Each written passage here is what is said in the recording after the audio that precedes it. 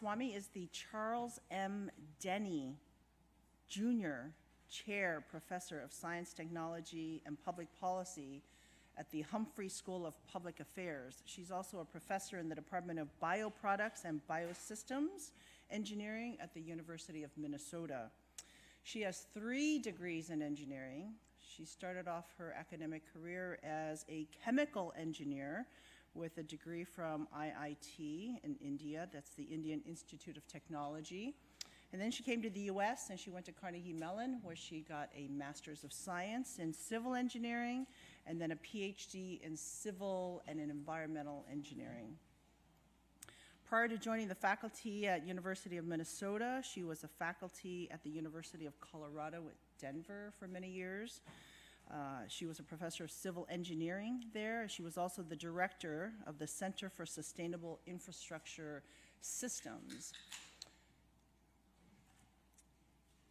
Anu has held numerous national and international leadership positions. I'm just going to highlight a couple. From 2016 to 2018, she was one of the 2 co-chairs of the Gordon Research Conference on Industrial Ecology. Since 2014, she is a member of the UN International Resource Panel, and we have other faculty here like Edgar and Tom who are a member of that panel as well. She also just recently was the lead author for what I hope to be a very influential NSF report, outlining and articulating a vision for how NSF should invest in funding research on urban sustainability for the next 10 years. Anu has raised an enormous amount of research funds from federal agencies. She was recently the director and lead PI for an NSF PIRE on low carbon cities in China, India, and the US. She was also the director and lead PI for an NSF IGERT on sustainable urban infrastructure. I got to know Anu in about 2011-ish when we were busy working on the 5th assessment of the IPCC report. We're trying to figure out ways to assess the literature on how you develop carbon footprinting at the urban scale. And so we came across Anu's work quite a bit, and then she became a lead author on that chapter. She's won a number of awards. I just want to highlight one that she won in 2009, which is the AT&T Faculty Fellowship for Industrial Ecology. I can go on, but I'm going to just leave it to Anu, and please join me in welcoming Anu Ramaswami.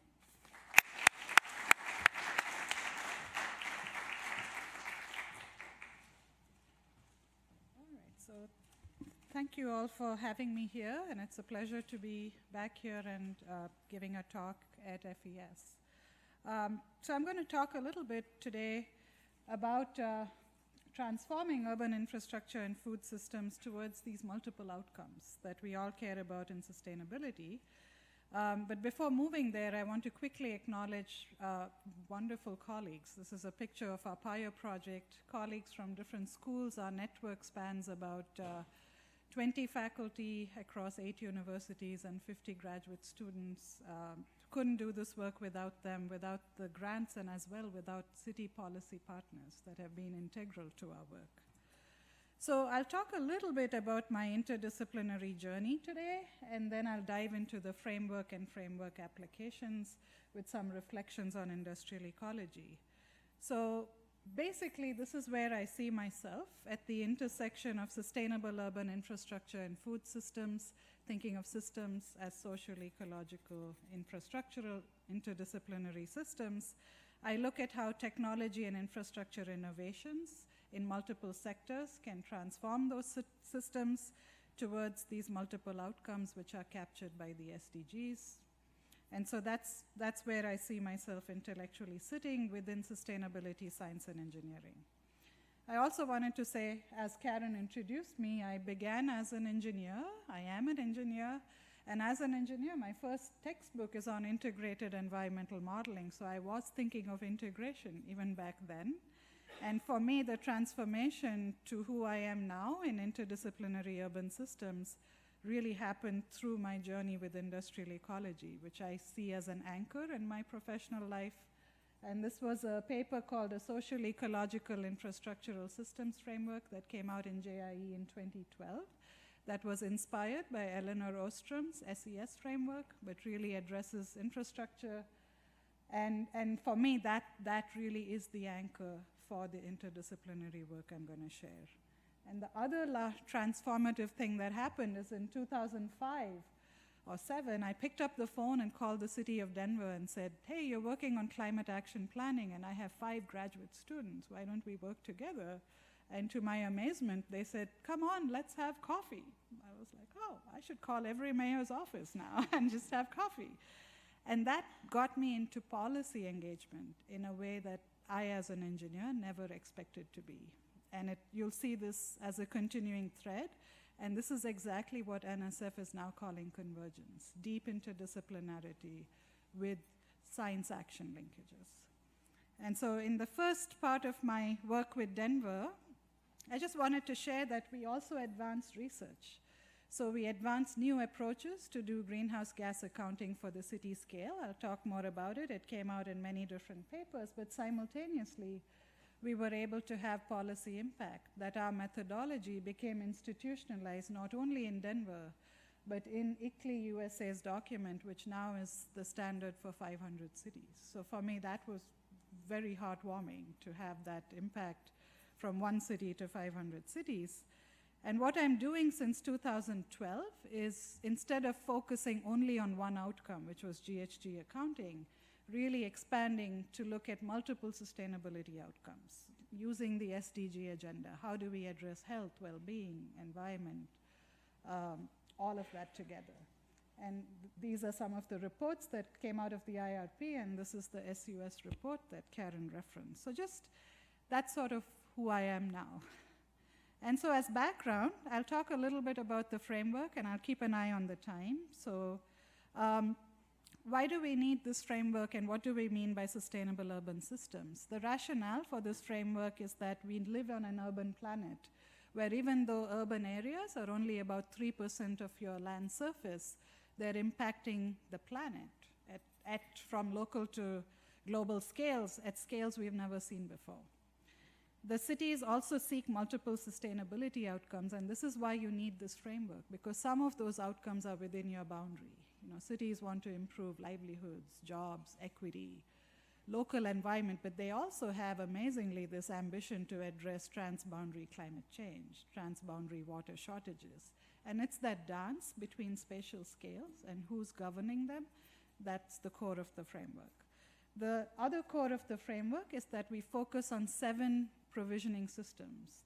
These are your basic food, energy, water, buildings, mobility, waste management, and public spaces. And we look at them together because, as you'll see in the next slide, they lie at the core of so many outcomes that the argument is, if we focus on these 7 systems in a truly interdisciplinary and convergent way, we can have large impact. And this is seen as well in many of these policy agendas of cities that are looking at these multiple outcomes. So here's why we focus on these 7 sectors. This was a piece that came out in Science articulating, and you'll see the sectors, so energy, water supply, sanitation, transportation, food supply, buildings, and materials, and public spaces. And you can see that they contribute globally a vast majority of greenhouse gas emissions. They're responsible for a vast majority of water withdrawals. And here you can see from the Global Burden of Disease study how much premature mortality worldwide is attributed to these sectors. And so the idea being, if we can look at these sectors, you could solve multiple challenges because they're so connected. The challenge, though, is that urban infrastructure contributes to a lot of these, which it's hard to figure out the urban contribution because of the scale and boundary challenges. And I'll talk about that in just a minute.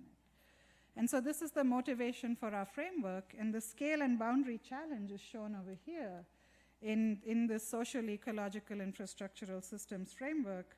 And the challenge is that we think of cities and you have this very porous boundary. So the first point is that cities have porous boundaries, urban areas have porous boundaries, And all of the human activity in urban areas is being serviced through these very large supply chains. So these are our cross-scale infrastructures that are drawing resources all the way through engineered infrastructures to the natural system. And that's the sort of the methodological basis for community-wide footprints that we develop to inform cities their impact outside the environment, outside their environment. And we also look at social systems in a structured way. So we've partitioned our social actor system into 3 categories of actors, just for simplicity of managing. And those are individual users. These are people, households that are within the city boundary, but we also look at who's providing these services, who's providing your electricity, your food, your water, and those providers usually transcend scale, and they're governed by policy actors who also transcend scale. So this is a way of systematically looking at scale, both in the physical and the social system, and also looking at outcomes, which are not only environment and infrastructure related, but also related to health and pollution, which you can see here. Our health risks are also multi-scalar, with indoor air pollution, urban heat island, climate, regional air pollution, and global climate change spanning scales. So that was the basis of the framework. It was very much inspired, as I said, by Ostrom's SES, and we're interested in looking at all these interactions between the biophysical, the social system, motivated by different outcomes. This is second view of the framework, which I guess when the Science article came out, they wanted to make it look different.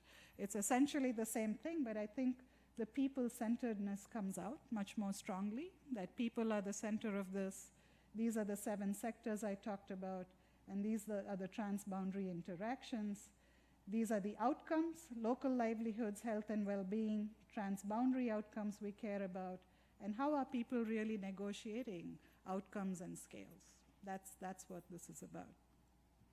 So when we presented this to our city partners, they said, all that's great, but where's equity? You didn't see equity really being called out, and we told them, oh, it's under well-being, equity is over there. And they said, no, we want you to actually call out equity.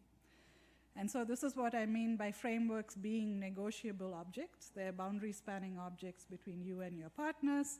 So we said, okay, here are our 7 essential sectors. We added the social provisionings. We have human health and well-being as an outcome where we are actually measuring subjective well-being, how people think and also how they feel about their lives.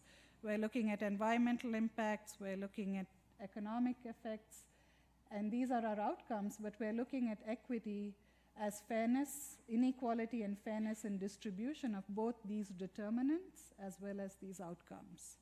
And we're also including something we call procedural equity.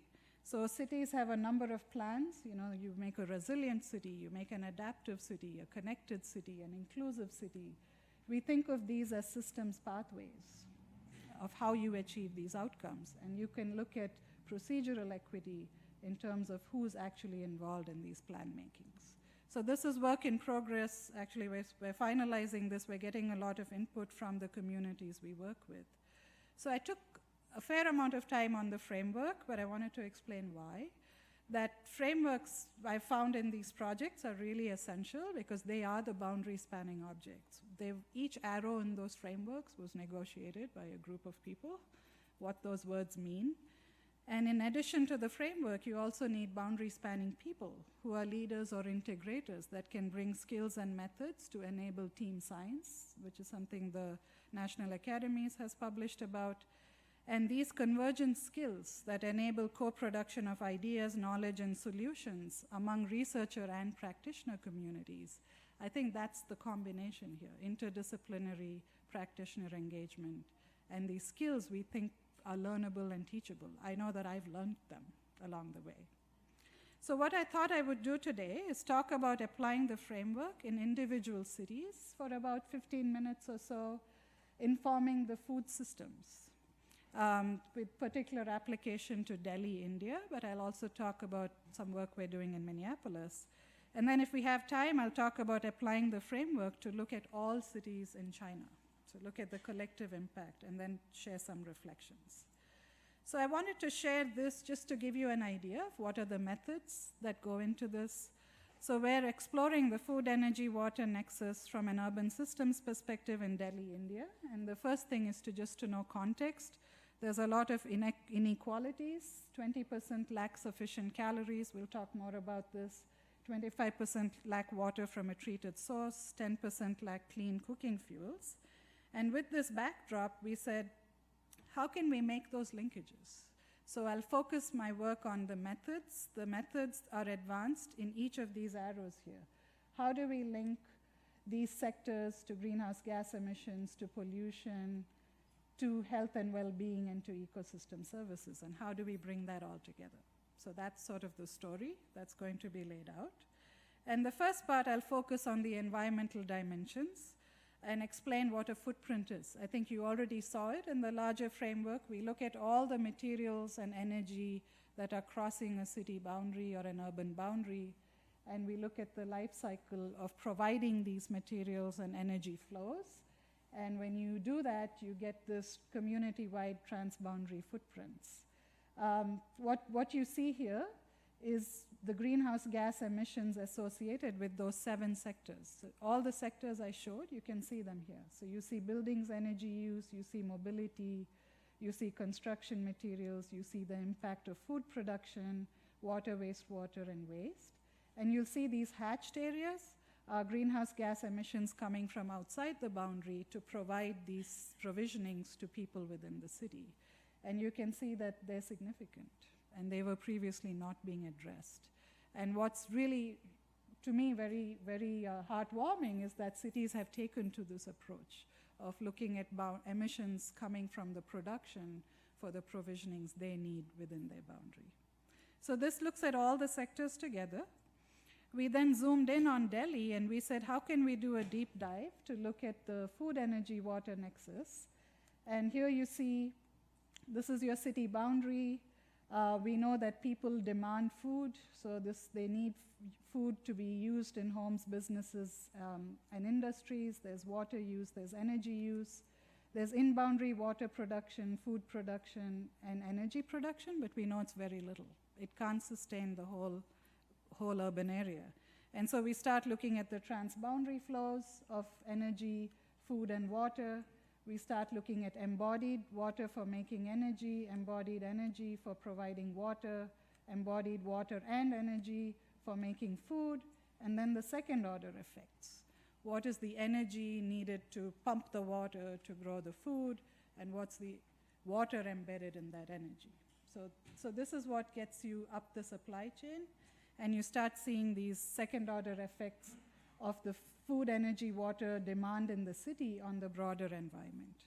So this is what we call the system-wide food, water, energy, and GHG footprints of fuel demand in cities.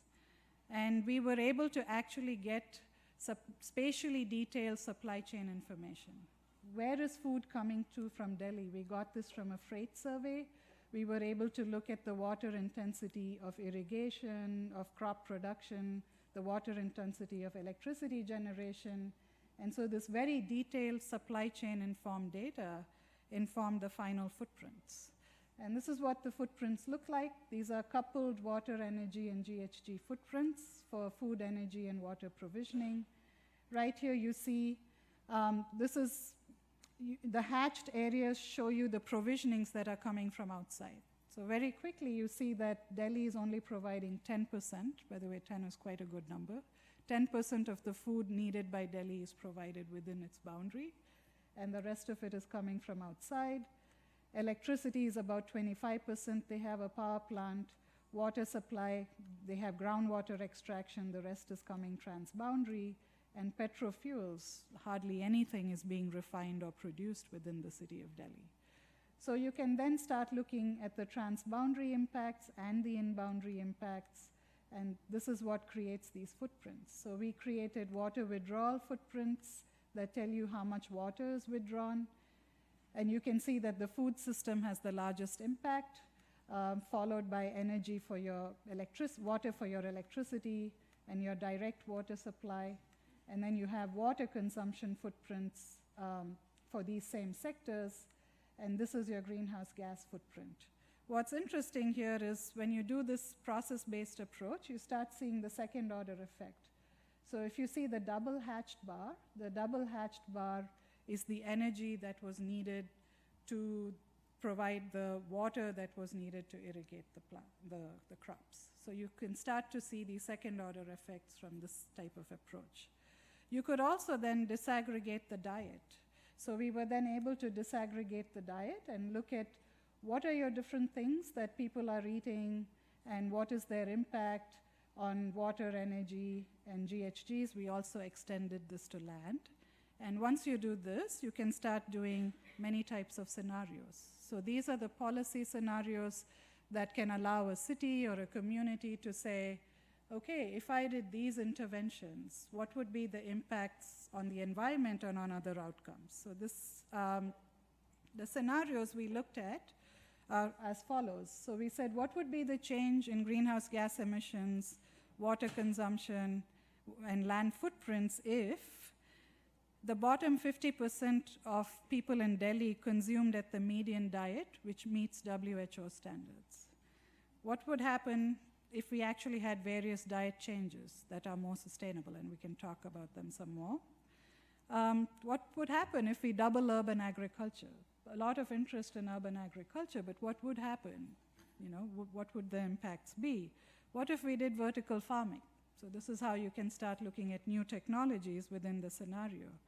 What if we switched from dirty cooking fuels? Remember I said there was 20% that were using dirty cooking fuels, like biomass and cow dung and firewood.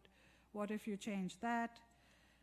What if you changed food waste management? So we have so many levers. The idea was to say, can we look and see which lever really pops up? And is there any lever that would give you water, energy, and greenhouse gas benefits?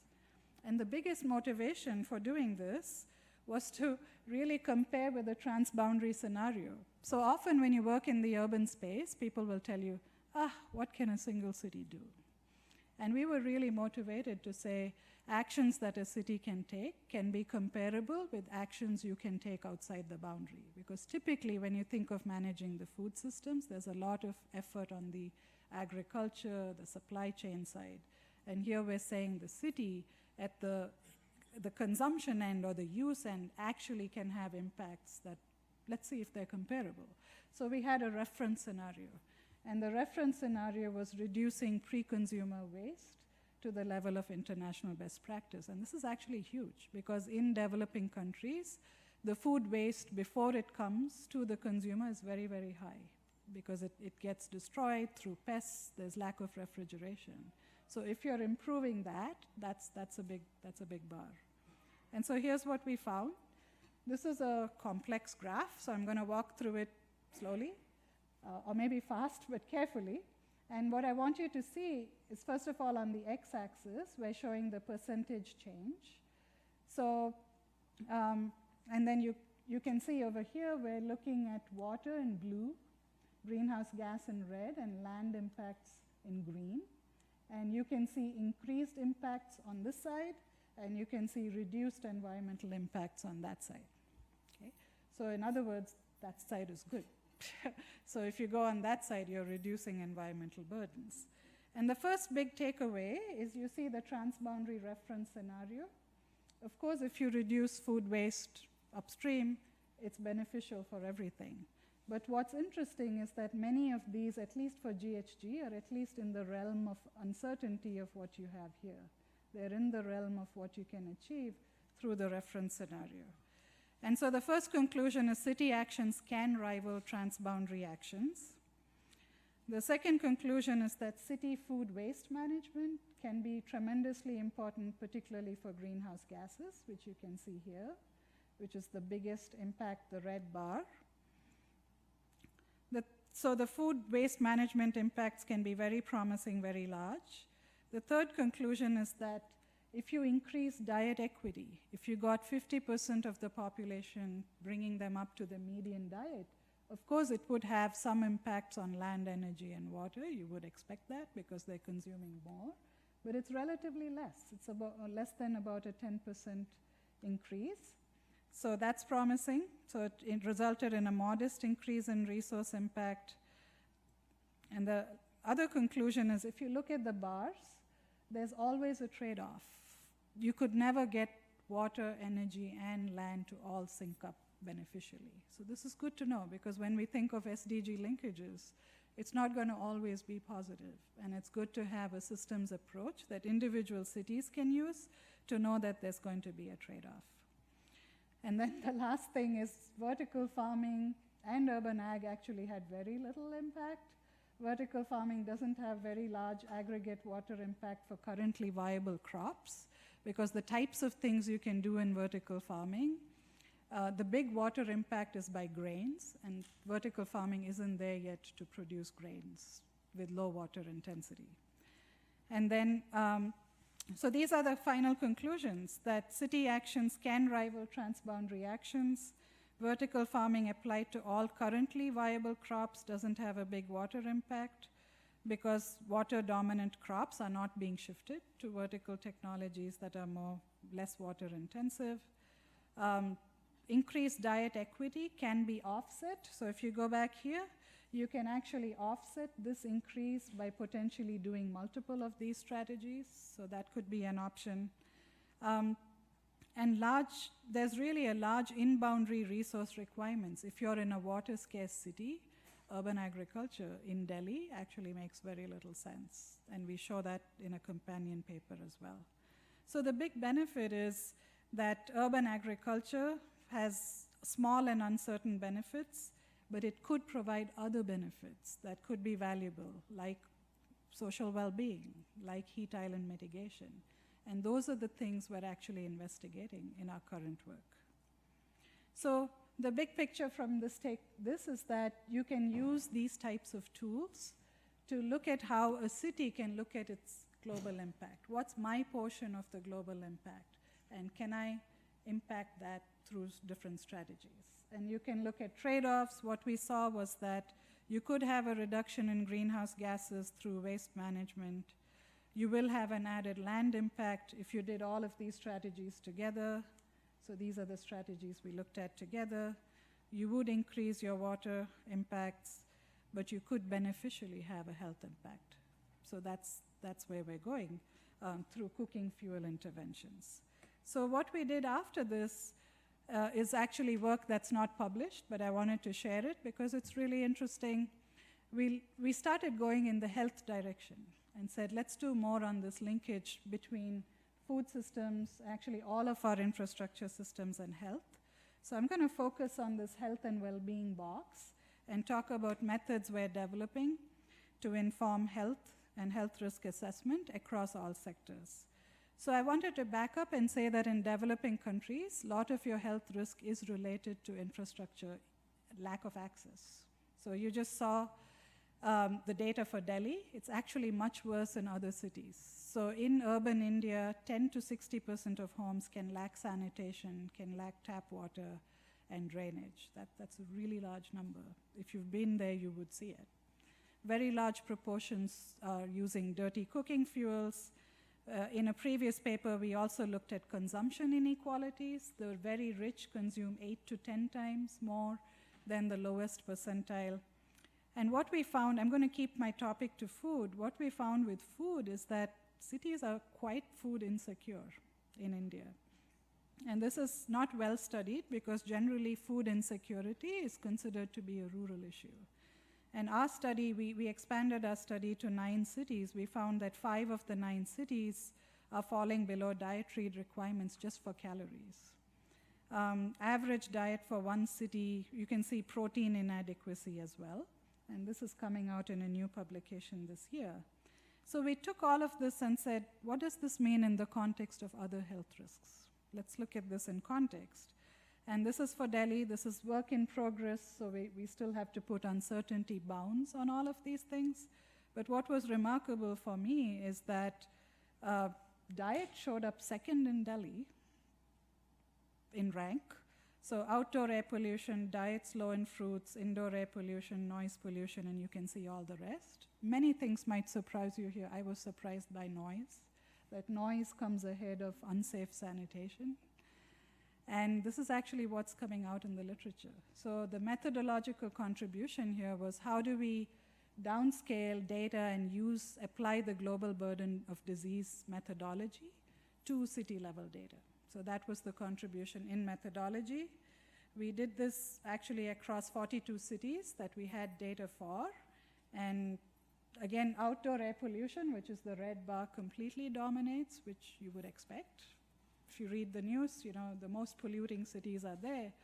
But it's amazing to me how much noise and how much diet played a role in this picture, even ahead of sanitation. I was surprised. So what I'm getting at here is that these are the types of methods that cities are really interested in. Tell me about my local area. What are the health impacts? What are the environmental impacts? How can I make sense of it? So we just launched food action planning. This is Dana Boyer, my former PhD student who's now a research manager in my group. And she's leading this process, which is an amazing process. People talked about co-production. How do you take this very complex, I mean, you saw the complexity in these graphs, and communicate that to a group that's coming together, and they're coming together for 18 months to look at all these interactions in the food system. And so this is the bringing science to action.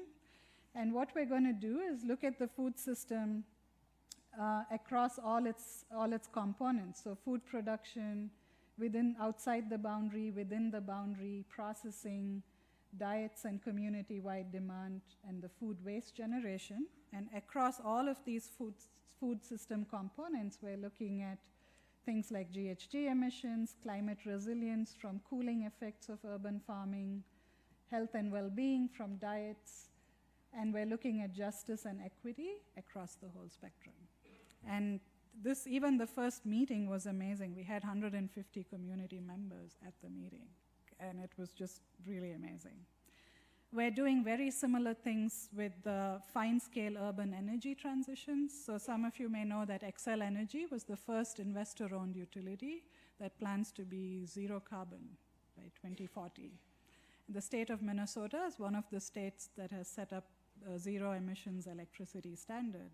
And so we're looking at interactions between electrified heating, building efficiency, local solar options, reuse of waste heat in district energy systems, which St. Paul is actually a leader in. So it's a great community to be working in electrified mobility. I won't get into the details, but just saying this is much more intra-urban. How do you actually lay out this transition? What happens in the core city? What happens in suburbs? How is PUC managing this? PUC is the public utilities. How is Xcel Energy going to make this transition happen? So I just wanted to reflect a little bit before I go to the much bigger scale, I really enjoy knowledge co-production with individual cities, but not just because it's fun. I actually think you can get new conceptual framings. So in our work with Denver, our first project, that was when we came up with this transboundary urban systems concept. In our work with Minneapolis, we're getting amazing discussions of what does it mean, what is equity, what is social justice, how are people defining them, how are you measuring them. It's pushing me to do better science. It's not just a one-way engagement. New methods, new data sets. It's great to partner with cities because you get data sets that you would never otherwise get. We have premise-level data now for cities at half-an-hour intervals for 5 years that I would never have thought I could get. And it also really gives you an appreciation of what are the values. When you are dealing with trade-offs, environment, health, well-being, equity, it's very value-laden. And these conversations, you could have them academically, but having them in a community setting is really life-changing. And so I thought I would talk a little bit about applying the framework in a different scale. So you saw the city by city. It's rich, it's deep, you get a lot. But this is asking a different type of question. And so what I want to describe is how we connected infrastructure, carbon emissions, and air pollution and health risks across all 637 Chinese cities. And maybe I'll back up and say, why did this come about? It partly came about because I have a colleague who keeps telling me, oh, what does it matter if urban areas can't do anything? And at some point I got really, really agitated. So, well, let's do this. Let's find out if there are uniquely urban strategies. because his claim was national government can do anything. They can do building efficiency, they can do other types of things. What is the policy that urban areas uniquely can do? So this was inspired by that question. So we said to get to that, we first have to figure out methods to look at the emissions from several cities. So Kang Kang Tong and a team of researchers actually did a bottom-up, top-down combination of what are the energy use and emissions associated with all of the cities. And then Kang Kang Tong and colleagues, Shuzhou Wang and others, we collaborated to look at how urban district energy and industrial energy heat can be exchanged, and can we develop an algorithm to make it an algorithm that can be extended to all cities. And then we worked with Marion Chertow, Ted Russell. So Marion then came and added material exchange between cement and steel and district energy systems in China, which are actually burning very polluting fuels and causing local air pollution. And that ended up coming out in Nature Climate Change. So I wanted to share this both to share how scales can be different, the questions can be different, but also how a big team science project actually comes together in different ways. So fundamentally, this is another illustration of methodology. We're looking at scale linkages. So within the city boundary, what are these interactions? And then we say, well, but our electricity comes from outside. How can we clarify electricity coming from this larger grid? And then how do we look at environmentally extended input-output analysis in terms of material exchanges across the whole economy? And how does air pollution fit in? So air pollution is really challenging because air pollution doesn't sit within the boundary. And not only are you generating emissions, you're also getting emissions from outside through advection and dispersion. So there's this bidirectionality. You're sending pollution out, pollution's coming in, and this real question of if you reduced energy use, would you actually improve health?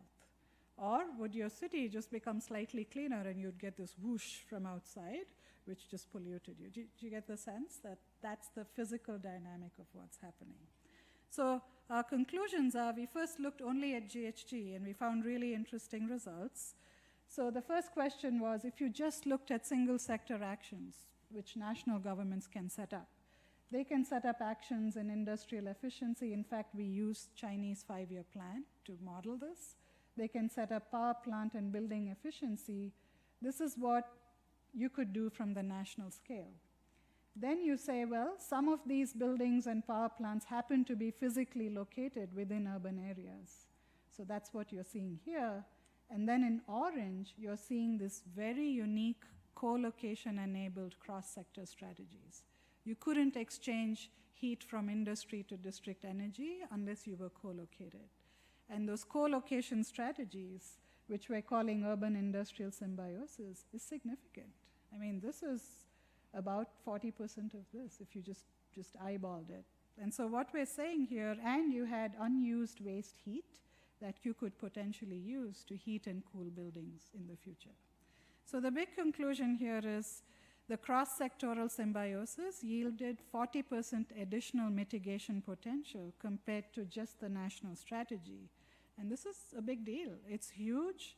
It's significant and unquantified because most national mitigation pathways don't look at your potential to exchange waste heat from a cement plant or waste materials and put them in there. And we also looked at how co-location can enable this. It can be a pathway to a long-term low-carbon future along with electrification pathways, and it could be very relevant. The other piece is you could talk about GHGs and GHGs and GHGs, but people are really concerned about health and air pollution. And what we showed here is for each of those cities, you could individually show what is the health benefit. So we calculated the air pollution and health benefit of these strategies across different cities, and you find very interesting results. Overall, it's great news.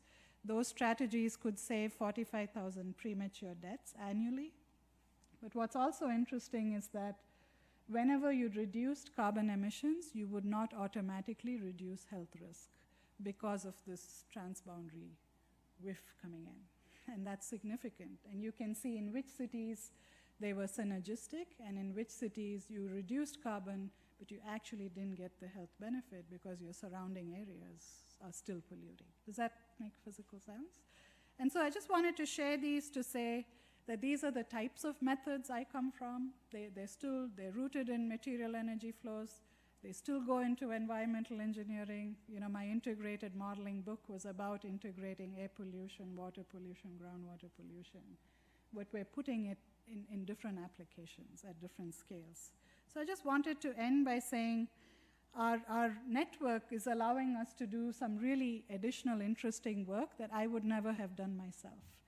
So this is work on subjective well-being that I'm doing with a colleague, Yingling Fan.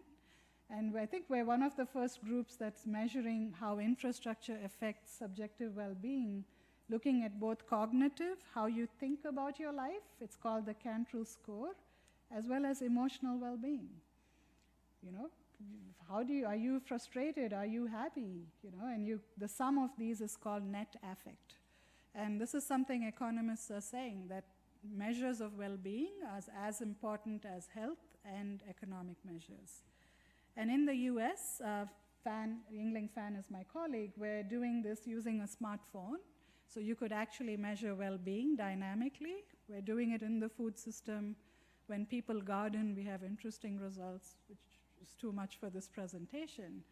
But in the end, we're saying, so what if you're happy? Well, you're happy, so what do you do about it? And that's the last piece, which we're trying to close the loop. Does it make you do anything different? So does environment, health, and well-being actually influence your action? And we have this multi-scale, multi-author sort of framework to go address that. But I think this question is really important because not all changes are going to be regulatory. And so it's good to think about which are the things that you have to regulate, which are the things you might get by better design, where you're addressing people's well-being because they're willing to pay for that. And which are the things that might happen through the market, because the market knows how to market these things. So this is just one piece, but I wanted to put that and say that that's how I've seen my own work evolving within industrial ecology, and maybe this is a general trend as well. When I started out, I was looking at products and processes, but now I'm looking at systems and their interactions. I'm evaluating these systems in a place-based context and across scales. You could do them, as you saw, at multiple scales.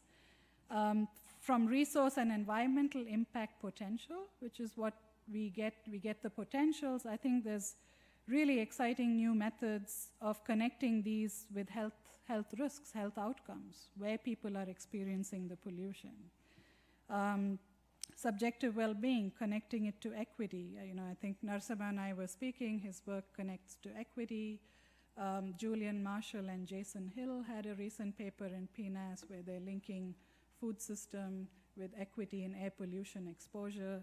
So these are really exciting new methods to grow where I came from, and I think where the field might be going. I'm very partial to social actor studies because that's where people change things, and if we really want to know what motivates them. And I'm super partial about convergence. I think the co-production is exciting to me personally, but I think it has made me a better scientist. And so the convergent science, I think, is the way to go. Thank you.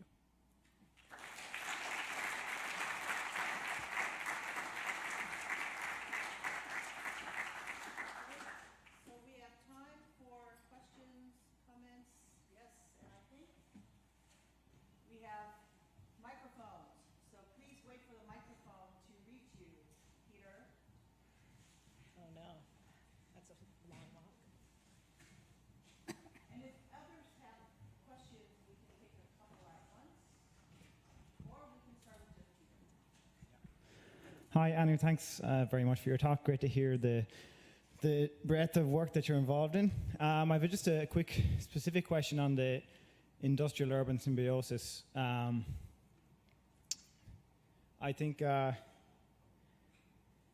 related to the waste heat. What was I going to say? I think sometimes that the best environmental outcome might not come from this such cogeneration or use of a waste stream, a waste heat stream, but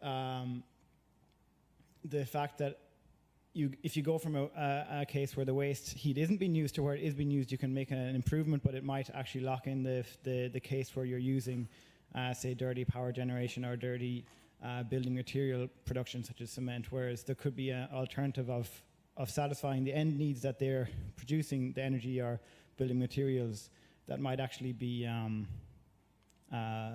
even better than just making use of that waste stream, whatever it is. And I'm just wondering what your how you might think about that. Yeah, I would agree with you. I think there's always that tension, right? Do you reduce demand or shape a new type of technology? But I wanted to respond with two things.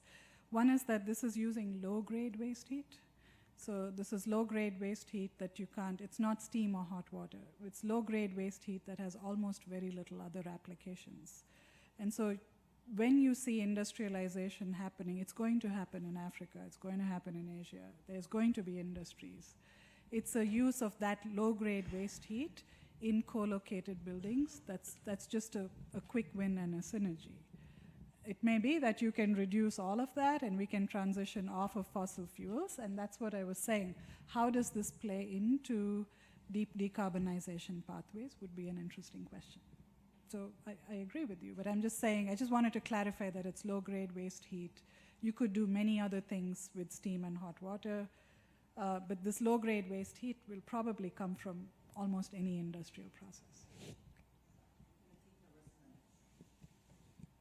No, thanks. It's really fascinating and interesting, especially with regards to the kinds of data you must have had to use to arrive at these decompositions of impacts.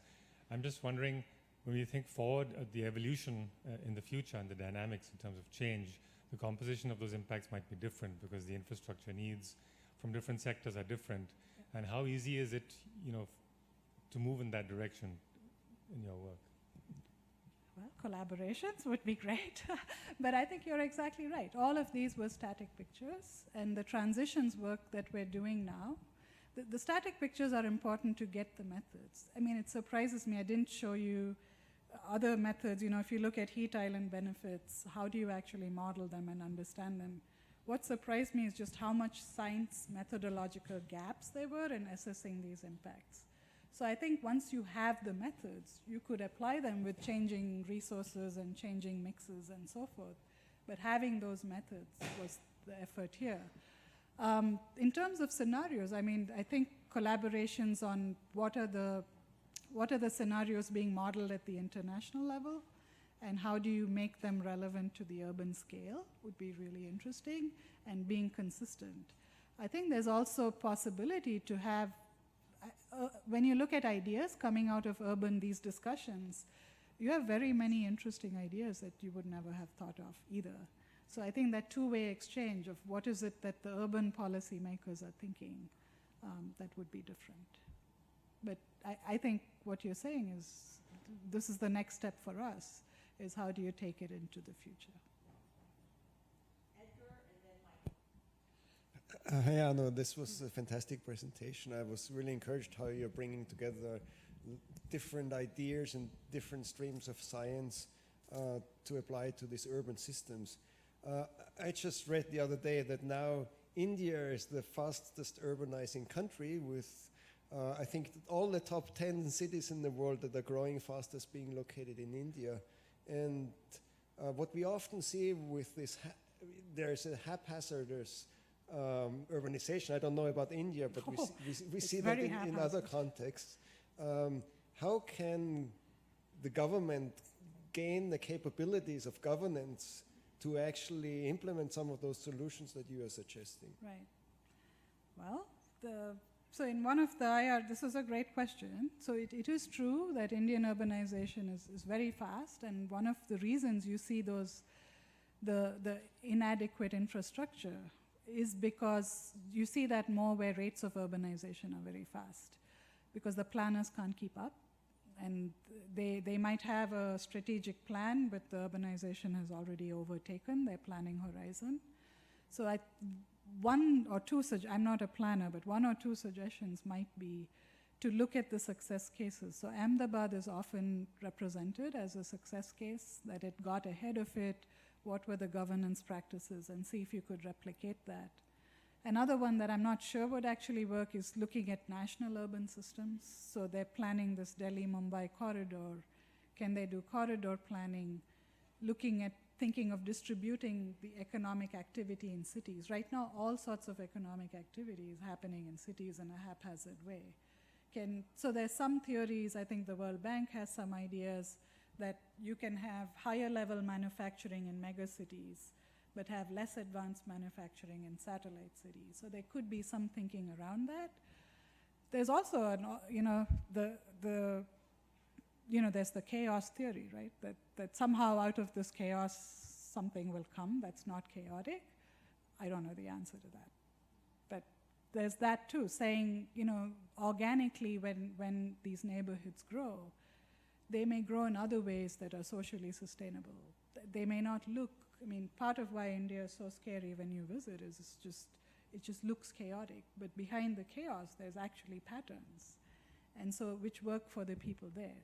So it's not clear to me how to evaluate that. So maybe out of that chaos, a lot of decentralized infrastructure solutions might come up, which are locally managed and maybe ending up more sustainable, but where equity comes in. We're actually studying decentralized and distributed infrastructure in India. So as an alternate to the planning, the decentralized option may emerge organically. There's already buildings, very wealthy neighborhoods have water treatment in their building, in the basement.